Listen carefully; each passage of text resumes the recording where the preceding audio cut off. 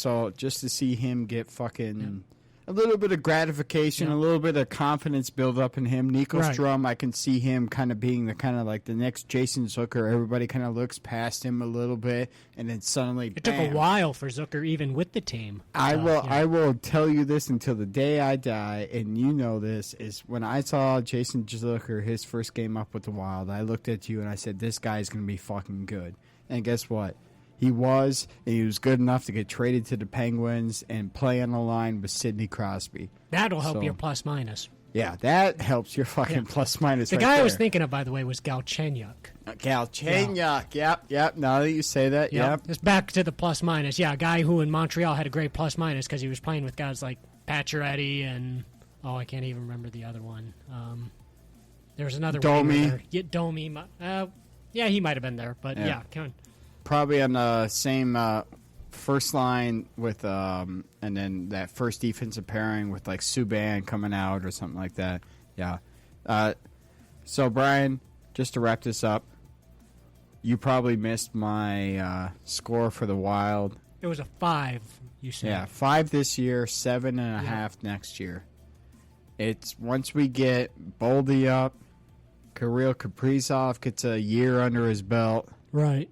And we got Kokkonen is your number one goaltender of the future. Cam Talbot is kind of like a space holder. A guy I hope that Cam Talbot gets kind of picked up by Seattle. That's my dream. I would love if Cam Talbot stayed here, continued to play like on a 2-year contract, continue to play the level that he's at right now, and then have somebody like Marcus Foligno go over to Seattle. I mean, Marcus Foligno, he's the leader of the team. And I think you underestimate how much Foligno actually means to the team. Well, no, in the locker room, he means a lot. No, but and on the ice, Foligno's been. Oh yeah, he's solid even on the ice. Yeah, massively missed. I mean, we haven't had him when we played any of our games against Colorado, and it's just we've been out a few different guys for random reasons. James, let me ask. Zuccarello was out one of the games. Parise been out multiple games. Take Parise, Seattle. Take Parise. If I'm Billy Guerin, you do not protect Ryan Suter or Zach Parise. You find a way to get around those no move because they will not. They will not take their contract. I guarantee you. It's time. We all remember July 3rd, July 4th, 2012, when they both came in. James was rocking an erection for 2 weeks. And where did that get us? We tried to get him to a doctor. He wouldn't go. He'd just call another. And where did that get us? We get bounced in the first or second round by the Chicago Blackhawks every time. 3 years in a row, pretty much. Yeah. Or Seattle Blues.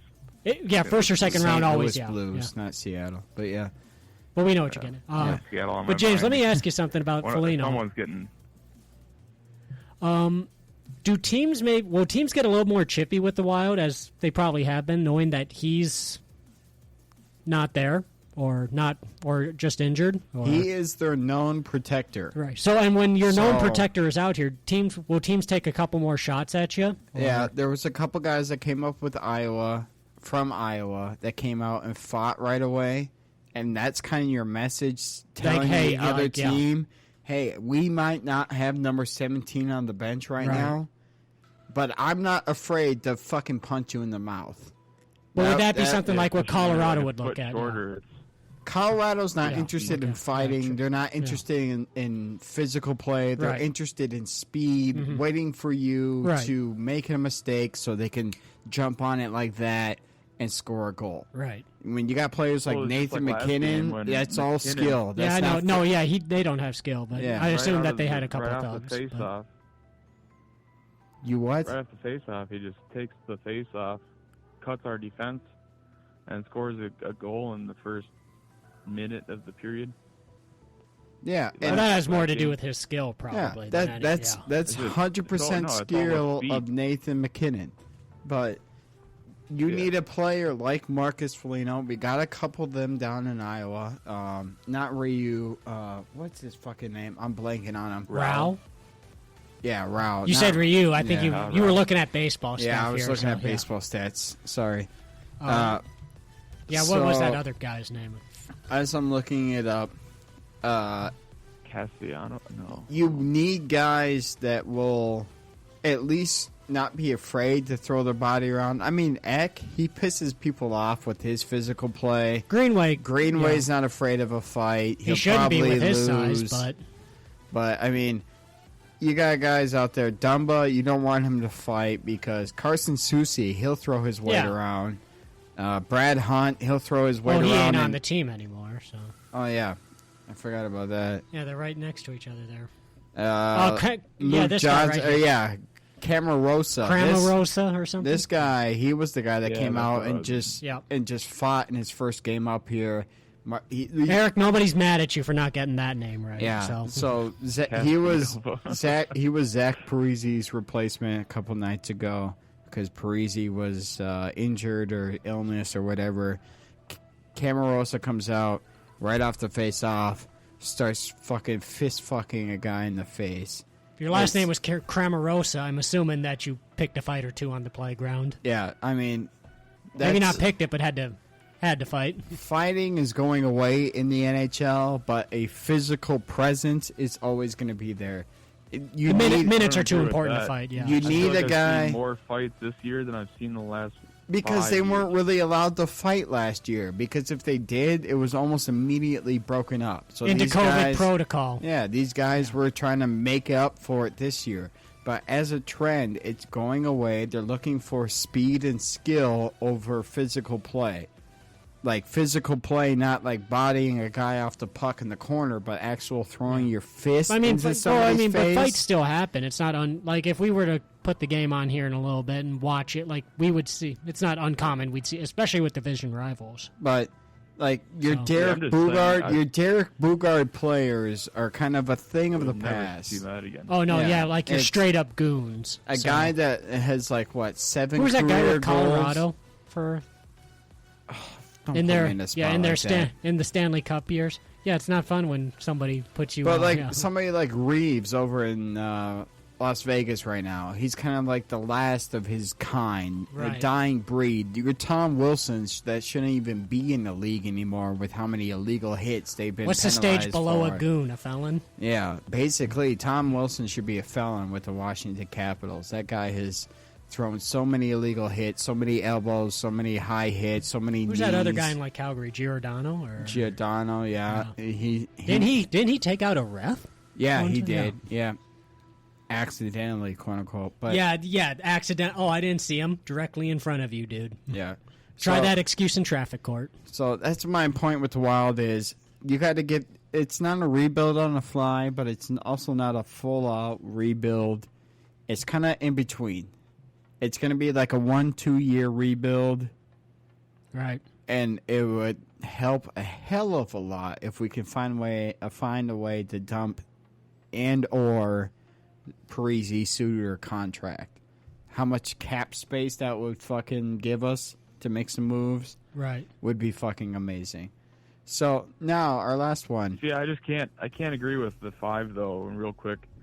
Just because we're already in a position that we're gonna make the playoffs, most likely. The odds favor us. And I mean, we played Vegas very well.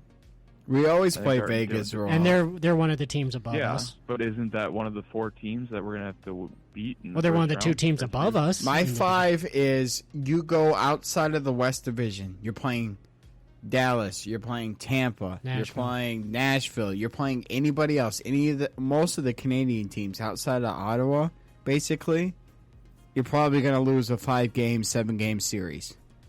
Well, I mean, again, in hockey, in hockey, anything can happen in like the playoffs. They are 3rd in the weakest division in hockey right now. You know this more than anything. We're the hot team going in. Yeah, I mean, like all you need is a hot goalie. Yeah.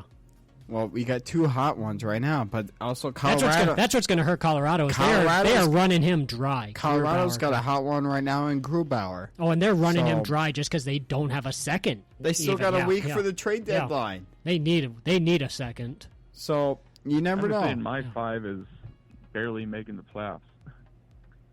Yeah, my 5 is a bubble team. That's what I'm looking at the Wild right now this year is, maybe you get in, but once again, you're going to get bounced out of the first round. Well, Because I think make a beer bet on that. I think Erik. I'll bet you a case of beer. I'll do a case. All right. If they make the playoffs, if the Minnesota Wild make the playoffs this year, I will bet you a case of beer they get bounced in the first round. Okay. Well, again, I would still put that more at like even a 6 or a 7, making the playoffs but not expecting much. I'm more of a critic on hockey than anything else. So, like I still would have put that higher than a 5. 5, I'd almost put up like bubble, but you're just on the outside looking in. 5 for me for hockey. Coyotes. 5 for me for Coyotes are like a 3, even though they're a playoff team at this moment. Like if the playoffs started today, they would be in. I would still put them as a 3. You're about to lose the Phoenix Coyotes to Houston. Like, yeah, but remember, a 1 is sell the team and move. Yeah, a 1 was essentially move. Yeah, so yeah, a 1 is sell the team and move. I'm putting the Wild at a 5, which is a borderline playoff team. If you make the playoffs, you're going to get bounced in the first round. Okay, we'll just leave it there. So we'll finish it up with probably the most optimistic team, I would say, with the Minnesota Twins. Minnesota Twins will let Brian go last because this is I just mentioned the word baseball in my head, and he's already getting a hard on. Just because you got the Pfizer shot doesn't mean you got to get their Pfizer Viagra too. Holy shit! Wait a minute. Is that what that was? Yeah, that's what it was. Oh, I filled out the wrong form. Instead of getting the shot, did you get the blue triangle-shaped pill? I need to make a phone call. So, Erik, we'll let you go first with Minnesota Twins. All right. Where do you see them at with your score and kind of dislikes and likes? Yeah, for sure. I'm going to put them up at an 8 right now. The likes, man, there's a lot to like about this team. Just the depth. You guys like Tortuga, Asadio, if you guys don't know. You guys got Cave. Garlic came in. He's been hitting, playing some decent defense. Had an outfield assist today. And then, just your full lineup. Buxton's looked like, there's reports that said that he had gained an extra 20 pounds of muscle in the offseason. Now you're seeing him hit 450-foot home runs left and right, tied for the team lead after the first week of the season. And so you're seeing the power, you're seeing the small ball, you're seeing, I guess Sano has been struggling quite a bit, but he always struggles quite a bit at the beginning of the season. So we'll monitor how well the end of the season looks for him. And then the bullpen, the rotation, they're just standing out. What was it like? I think the first 4 games of the year, the bullpen had a combined 2 earned runs or something like that. Yeah, it was something like that. Yeah, that makes sense. Yeah. Just mainly the only real issue I see on this team right now is, are they going to be able to close out games? Are they going to have someone that's going to be consistent enough to sit there and trust in them to go out in the 9th or later in the extra innings and close out those games? We know that basically all of our bullpen has the potential to go out there and shut down almost any lineup, but they're just inconsistent. So that's my only gripe about the start of the season. Well, look at Colombo. He got the 2 innings saved today. Yeah. So. Yeah, it's just inconsistency, and it's really going to play itself out over the year. But yeah, so I'm very optimistic about this season. Right. Except we all know what happens in the playoffs, so 0-18. 0-18. Well, if they say you're going to do something, do it better than everybody else, even if that's losing. So we'll see you in October, New York Yankees. You what? What was that, Eric? I think that's my record at the bars. 0-18. 0-18. Hey, man, at least you're swinging. So, yeah, you were right about Miguel Sano right now. He's batting